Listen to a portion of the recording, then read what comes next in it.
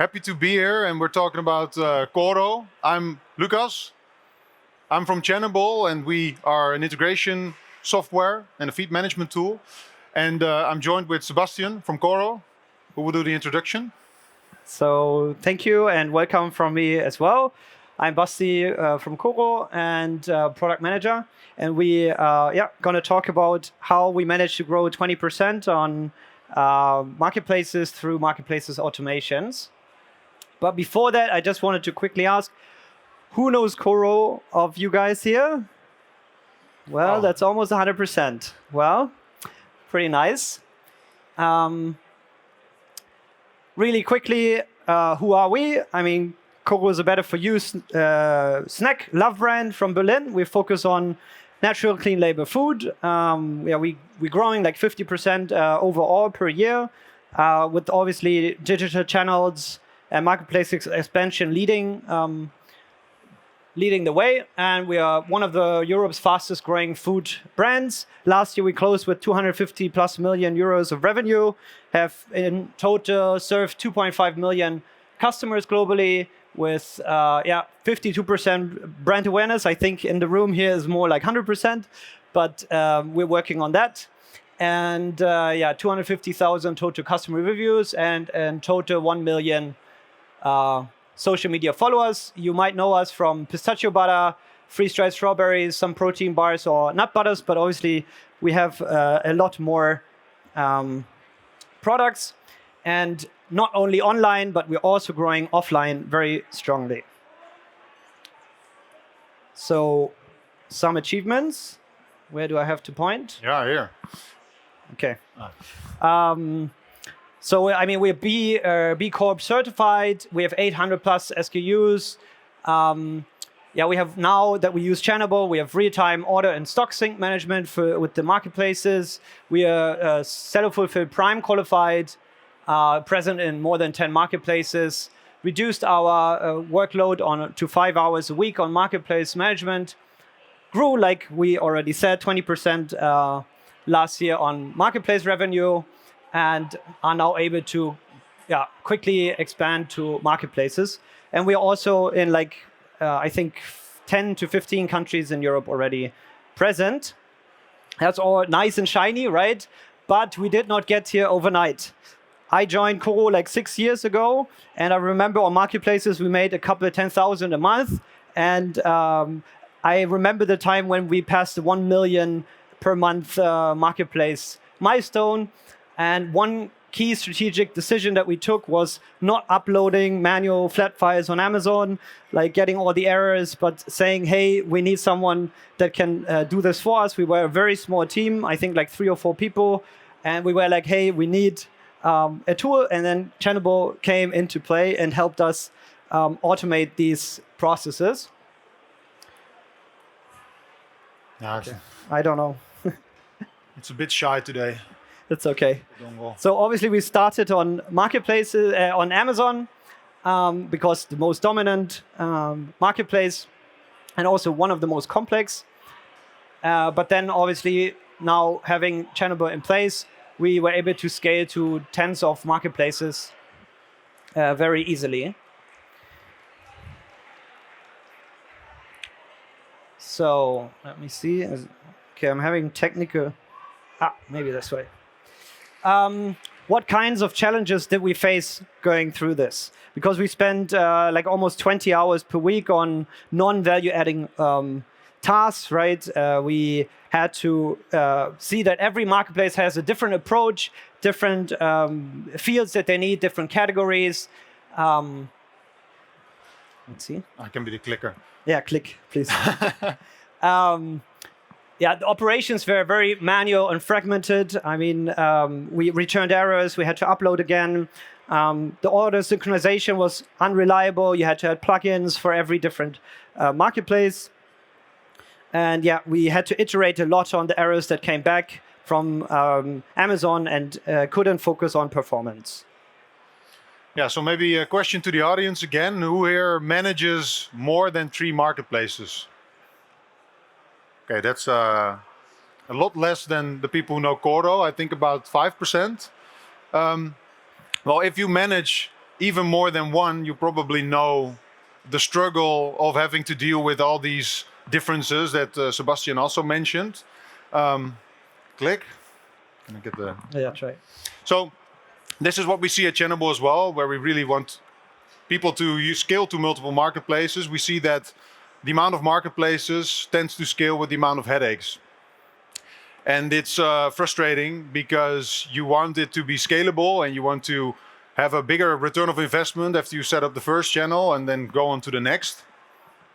And our mission at Channable is to make this graph curve downwards. So every marketplace you add, you learn more, you improve your operations, and you become, well, better at adding them, basically.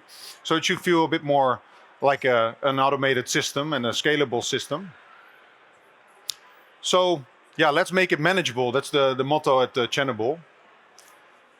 And then back to you on a few key elements to the strategy. Yeah, I want to share 4 key points that were key to our success. One, or first base, is the data optimization. So data is really key here. We have to have it complete and we have to have it well structured, because that is in the end what the customer is interested in to make the decision to buy the product. Why is it working for you but not for me? Yeah. I don't know. So data quality comes first. First of all, we need to have clean attributes. They have to have a good process behind who's filling them. Next is the optimization for SEO or for Amazon specific content. And then the end is, aim for completeness later, right? Deliver fast, iterate, and then make it complete in the end. Yeah. And to add to that, we see a lot of companies, they want to get their entire catalog live in the first week. And it's thousands of SKUs. And that also results in thousands of errors because you might have different problems per category. So it's best to just start with a base set and then add the rest later after you've had the first iteration and your first group of learnings. And that's a much better way to scale. Yes, and how do we actually do this? Channabe has a very strong feature using rules and automations. And we brought you a couple of examples. Filtering, so we can take out incomplete information. Then we can adjust, so we can convert data to meet the requirements of the specific marketplace. And lastly, enhance, so we can add content or combine data that you already have in your master data. And here's some basic examples, and then I will follow and show a couple of more advanced ones. In the top, we have the if statement, so the condition, and then afterwards the then, what is happening, right? So here, for example, we're updating the title for Amazon. So that's the data that we get in, right, from the marketplace, from the e-commerce system, and then we add the KoRo up front. Second example is creating bullet points out of text blocks, right? So we have a big text coming in, and then we can use some split logic to split it into the different bullet points. So this is what we get in, what big text block, and then it's split into multiple bullet points that we can then pass automatically in the flat files for Amazon and push it. And believe me, the fourth and fifth point are actually there. They just didn't fit the screenshot. And lastly, also numbers are coming in and they have to be converted. And this is one example of some more advanced logic, how to set up prices, and then end up with like the price that you want to show, also dynamically based on other factors. And maybe also a good addition to this is, for example, Amazon just announced that they will shorten the titles you're allowed to use from 200 characters to 75. With rules, you could say, I want to modify all my titles to cut off at 75 characters, but round up on words, so it doesn't stop halfway through a word. Of course, it's always better to optimize and create entirely new titles, but it's something you can do quickly to stay compliant and prevent any listings from being rejected. And it's all workable in bulk, which is important. Yeah, and also you can see the impact of your rules before you push it to the marketplace to actually make sure it happens the way you want it. Okay. And I promised you some more complex rules that we're using now that you understand the basic system. One is the automated product exclusion. If you have a certain trigger, for example, a short best before date, and then whenever like 3 months or something before the best before date, it is taken offline, which basically reduces returns, and protects the brand reputation. Second is dynamic margin optimization using shipping templates based on price or weight or volume, whatever, to keep the low margin products profitable and prevent the delisting. And lastly, data resilience, meaning that, for example, we have the highly optimized product description for Amazon, but for some reason it is not there yet, then we have a fallback to use the shop description. And I have one more great one to add. You can also link the weather API. It's very relevant now with the heat waves. You can link your weather API to Channable and, for example, automate discounts or bidding on other ad channels based on the weather. So if it's raining, you might want to push your umbrellas. If it's very sunny out, you might want to push the freeze-dried strawberries, right, as a cooling snack. And that can also happen automatically. So it's quite a flexible engine. Yeah, and the cool thing is you don't have to give this to your developers, but you can actually do it yourself and quickly repeat and iterate over it. Second part is data synchronization, which in the beginning we were using flat files, right? You have to manually input it, upload it, get a feedback, and it's very time consuming. And that's why using Channable here is really a key factor of success, to have one platform where you can check how is my product feed, how are my orders, have they been shipped out, was there any problems in the import, and really iterate on the errors that you also receive from the different marketplaces. Third factor is the quality and control, and this is what I teased already a little bit. Before it was kind of a black box, right? You put in the data that you think is the best, you upload it, then you get like an error and you try to fix it. And sometimes, especially on Amazon, they don't trust you the second time, right? They think you do it right the first time, and then if you try to change your own listing, even for a brand that owns the listing and there's no other brands on it, they sometimes are very keen of not changing, even though you tell them this is the correct data. So it's really important to have this quality step before that, to actually only send what you are confident that the customer should see.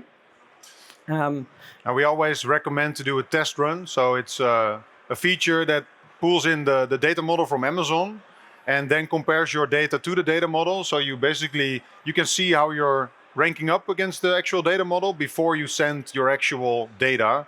And it's really good way to prevent these errors, because they can be very stubborn. And sometimes you need to go into Amazon to actually fix them, go through case management. Well, that's no fun. No bueno.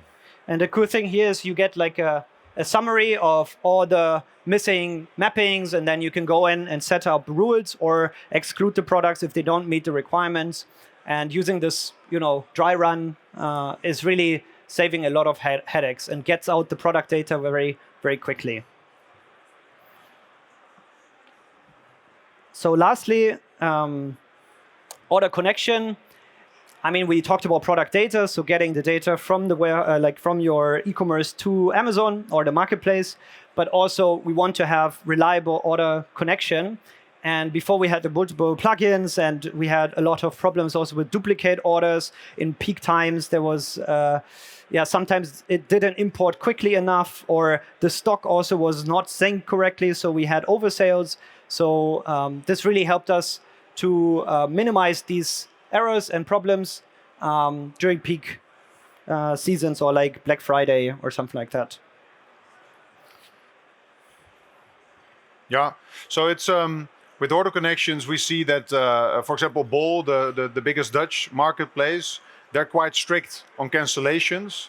So you really need to be on top of things. And if you sell multi-channel, it can get quite messy, because if you have low stock levels, and sometimes if you're close to an expiration date, you might have low stock levels.